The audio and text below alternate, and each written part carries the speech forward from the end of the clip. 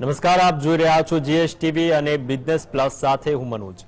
માર્કેટે તેજીની sixer લગાવી છે। સતત છઠ્ઠા ટ્રેન્ડિંગ સેશનમાં નિફ્ટી ગ્રીન ઝોનમાં બંધ થયો, જ્યારે સેન્સેક્સ સતત 8મા દિવસે સુધારા સાથે બંધ આવ્યો છે। તો કારોબારમાં એફએમસીજીને બાદ કરતા મોટા ભાગના જે સેક્ટોરિયલ ઇન્ડેક્સમાં તેજી રહી છે। IT, metal, oil and gas sector છે તેની કંપનીઓમાં પણ શેર્સમાં ખરીદીદાર જોવાય છે।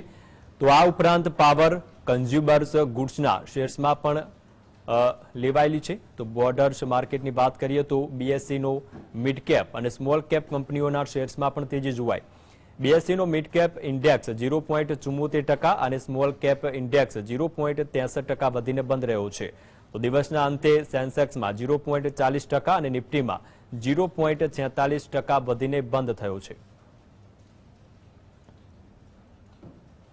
વાત કરીએ સેન્સેક્સની તો સેન્સેક્સ આજે 242.27ના ઉછાળા સાથે 61,354.71 બંધ રહ્યો છે। જ્યારે આગળ વાત કરીએ નિફ્ટીની તો નિફ્ટી આજે 82.70ના જે વધારા સાથે ઉછાળા સાથે 18,147.70 બંધ રહ્યું છે।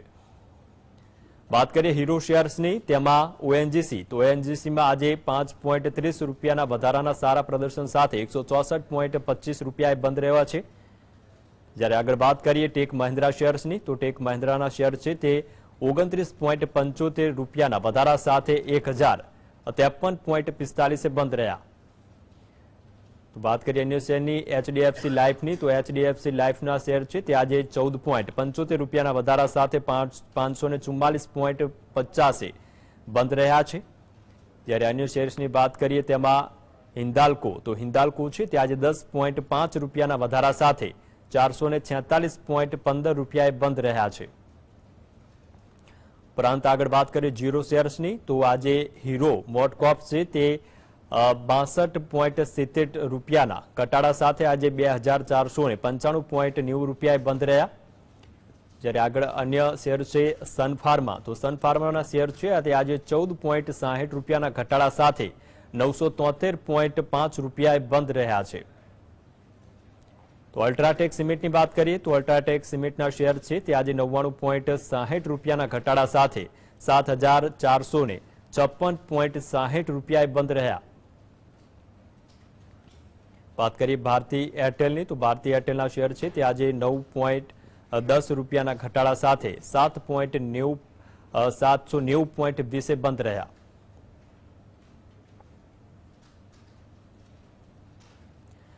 તો માર્કેટના કારોબાર અંગે ચર્ચા કરવા આપણી સાથે જોડાયા છે સેબી રજિસ્ટર્ડ માર્કેટ એક્સપર્ટ પૂજાબેન ઠાકર। પૂજાબેન ઠાકર છે, પૂજાબેન આપનું સ્વાગત કરું છું જીએસટીવીમાં।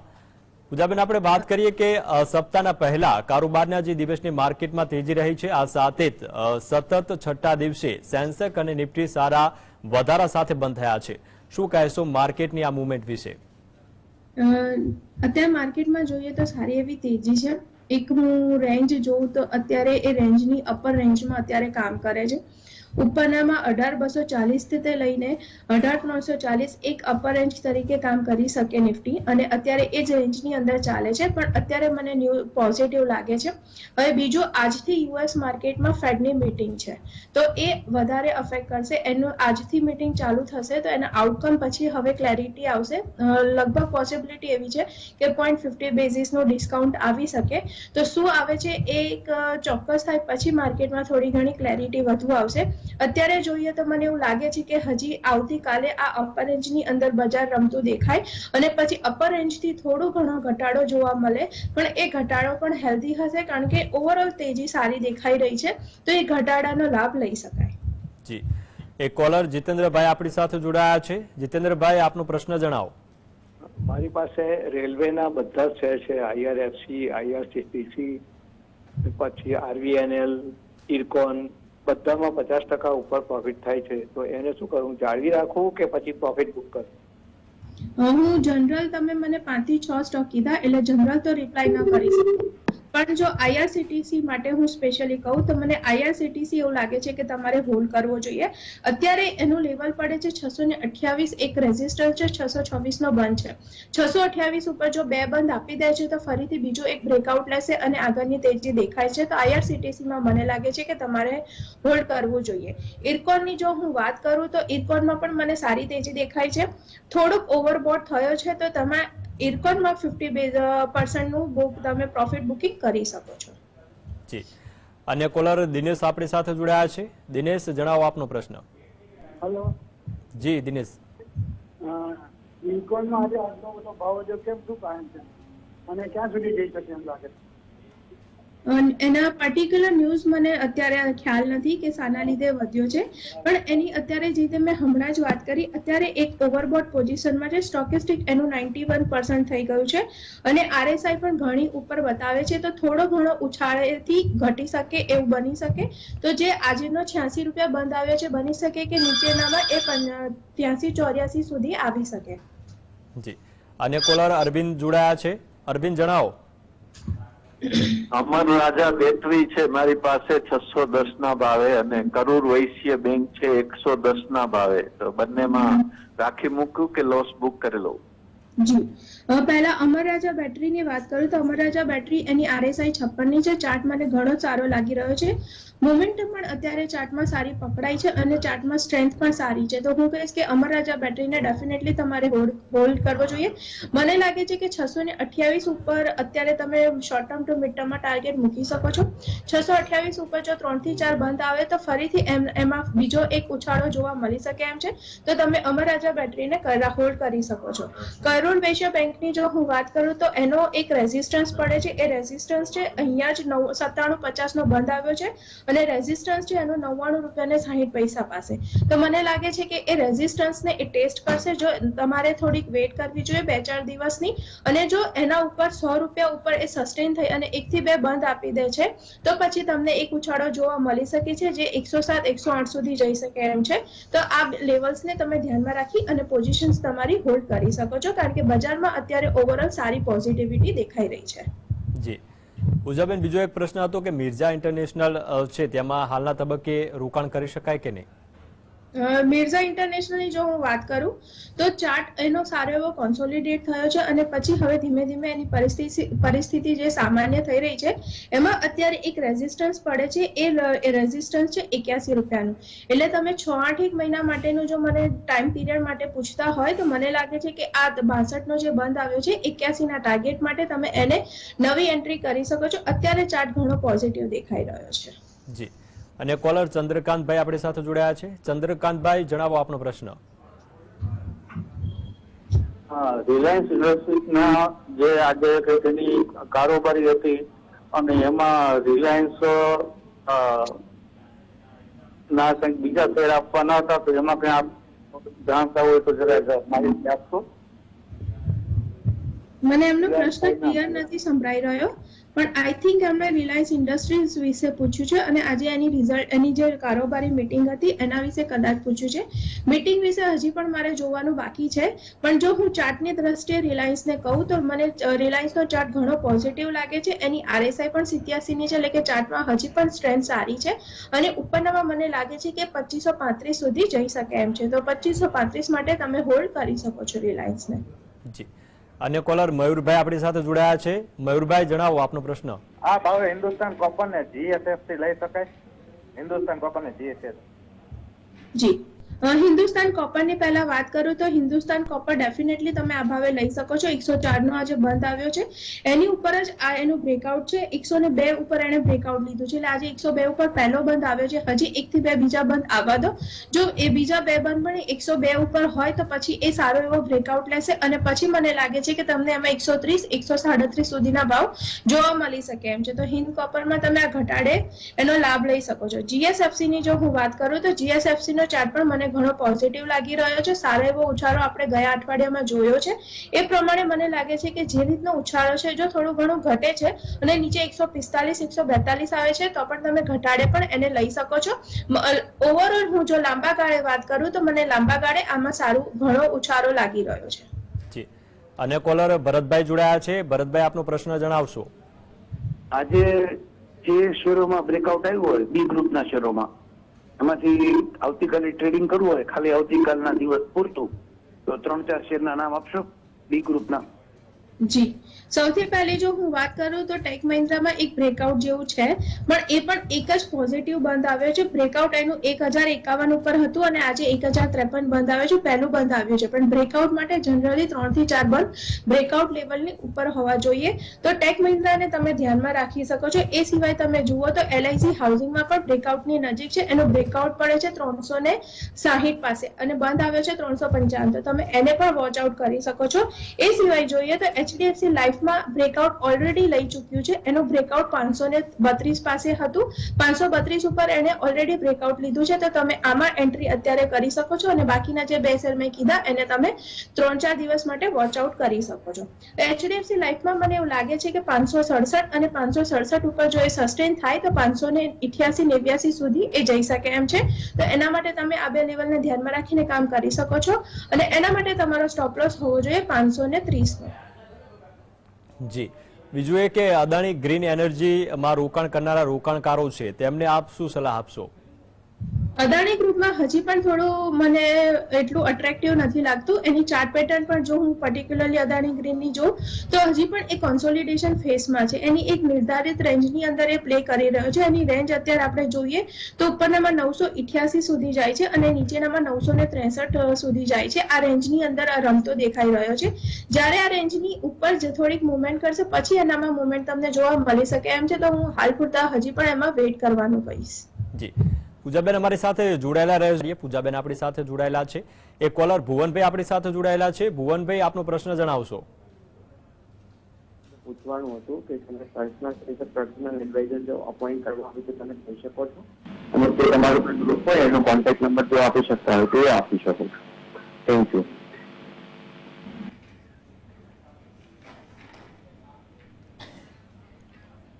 હેલો. હાજી, આપ ફરીથી એક વખત પ્રશ્ન જણાવશો. હા, તો પૂજાબેનને જે ફાઇનાન્શિયલ એડવાઇઝર આપણે અપોઇન્ટ કરવા છે તો પૂજાબેનને પૂછવા માંગી તમારે ચાર્જીસ શું રહેશે અને તમે જે ગ્રુપથી જોડાયેલા હોય એનો કોન્ટેક્ટ નંબર જો આપી શકતા હોય તો એ આપી શકે. એના માટે તમે મને કોન્ટેક્ટ કરી શકો છો. મારો મોબાઈલ નંબર તમે નોંધી શકો છો 8780905110. તમે એના પર મને કોન્ટેક્ટ કરો, વાત આગળ ત્યાં કરીશું આપણે. જી, અને કોલર કિરીટભાઈ આપણી સાથે જોડાયા છે. કિરીટભાઈ, આપનો પ્રશ્ન જણાવશો. સર નમસ્કાર. આપણે TCS લેવાય કે શું ભાવે લેવાય અને એનો સ્ટોપ લોસ શું રખાય, લેવાય કે નહીં? સ્ટોકનું નામ મને ફરીથી જણાવશો?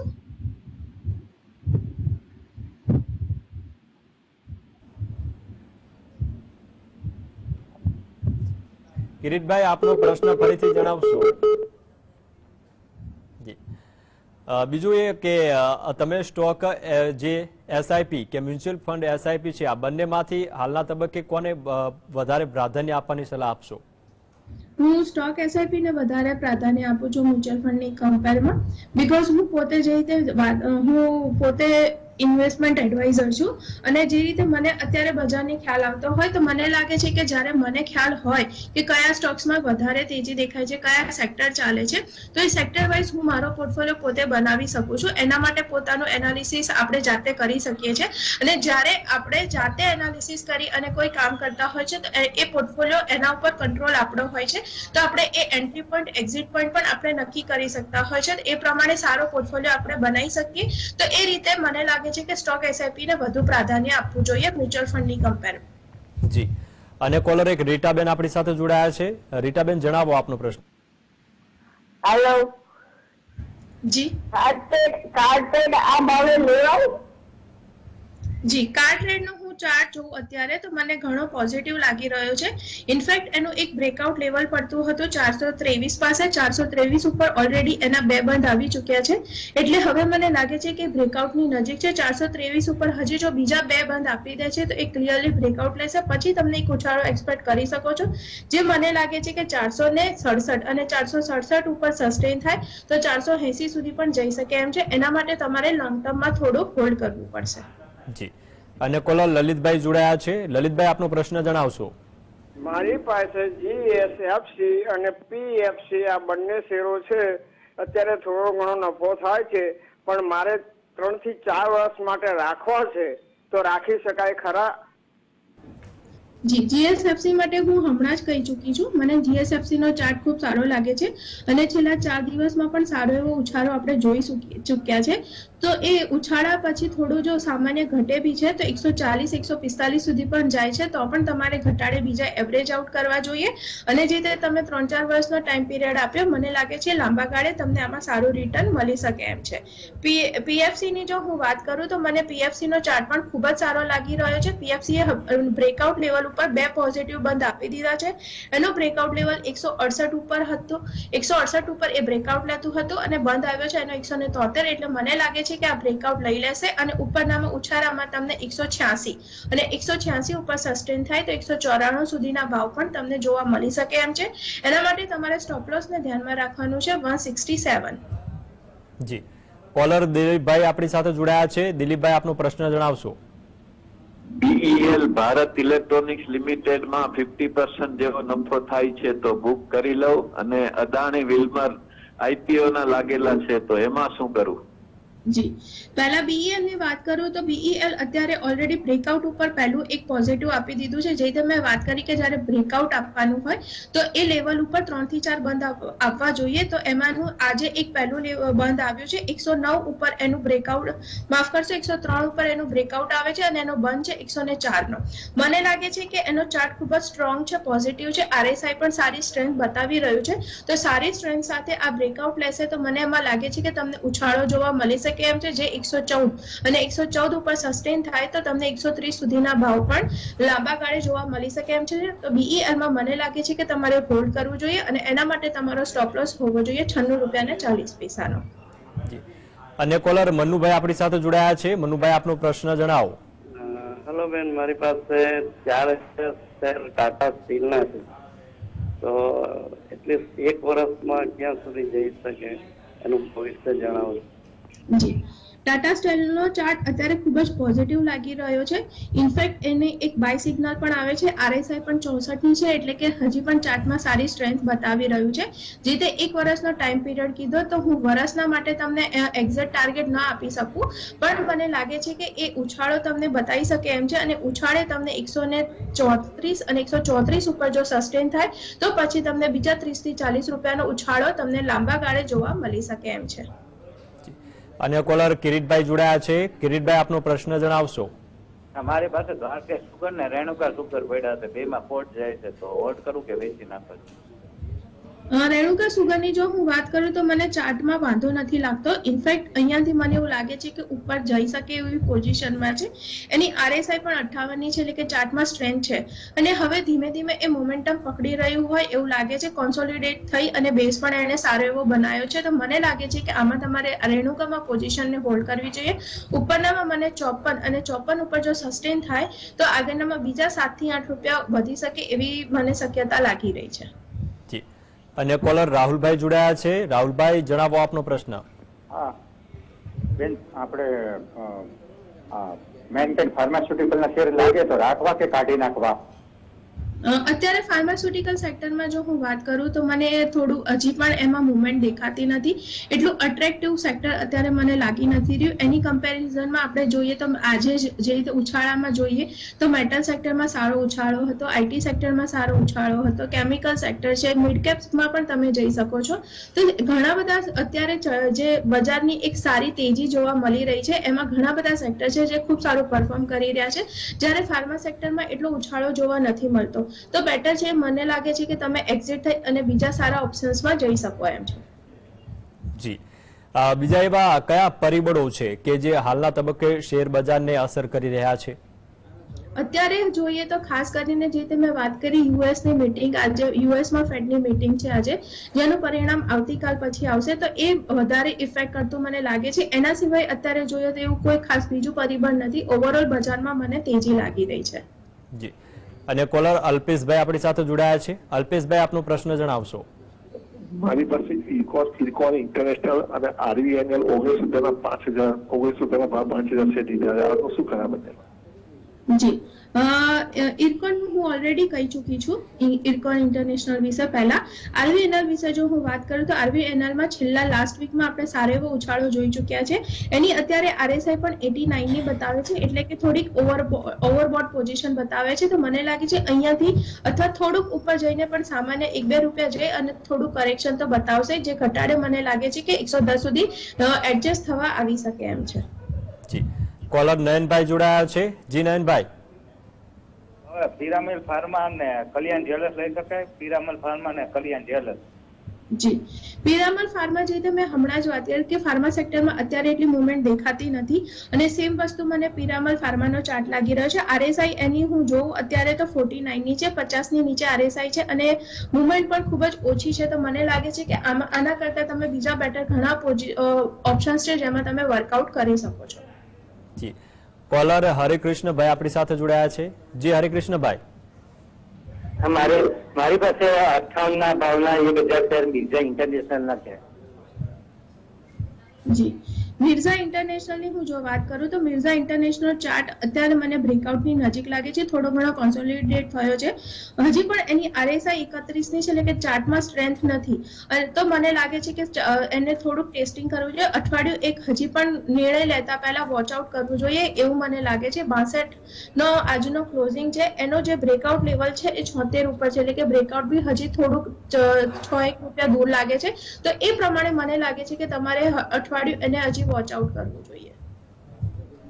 જી આવતીકાલે માર્કેટ કેવું રહેશે? સેન્સેક્સ અને નિફ્ટી અને બેંક નિફ્ટી કયા લેવલે જોવા મળશે? જી નિફ્ટીની હું પહેલા વાત કરું તો નિફ્ટીમાં જે તમે વાત કરી કે અત્યારે એની હું જો અપર રેન્જ ગણું તો એ આજનો બંધ છે 18147, એટલે પહેલું 18240 પાસે અત્યારે એક રેઝિસ્ટન્સ ગણી શકાય. મને લાગે છે કે ઉપરના લેવલથી થોડો ઘણો કરેક્શન જોવા મળી શકે એમ છે. કરેક્શન એટલે બહુ વધારે નહીં, પણ 100 થી 150 પોઈન્ટનું કરેક્શન મને એક્સપેક્ટેડ છે. જે રીતે ફેડનું આઉટકમ 1-2 દિવસમાં આવશે પછી મને લાગે છે કે આ અપર રેન્જથી થોડો ઘણો ઘટાડો જોવા મળી શકે એમ છે, પણ મને ઓવરઓલ એ ઘટાડે પણ હેલ્ધી લાગે છે. એ ઘટાડે પણ બાય કરવું જોઈએ. જી આજે આપે જે સ્ટોક અંગે ચર્ચા કરી છે તેમાં આપનું કોઈ કંપનીમાં રોકાણ ખરું? મારું કોઈ પર્સનલ રોકાણ નથી, પણ મેં ક્લાયન્ટને રેકમેન્ડ કર્યું હોઈ શકે અને ક્લાયન્ટની પોઝિશન હોઈ શકે. તો તમામ દર્શકોને કહીશ કે તમે કોઈ પણ સ્ટોકમાં ઇન્વેસ્ટમેન્ટ કે ટ્રેડિંગ કરતા પહેલા તમે તમારા પર્સનલ એડવાઇઝરની સલાહ ચોક્કસથી લેશો. જી પૂજાબેન અમારી સાથે જોડાયા અને અમારું માર્ગદર્શન કર્યું તે બદલ આપનો ખૂબ ખૂબ આભાર.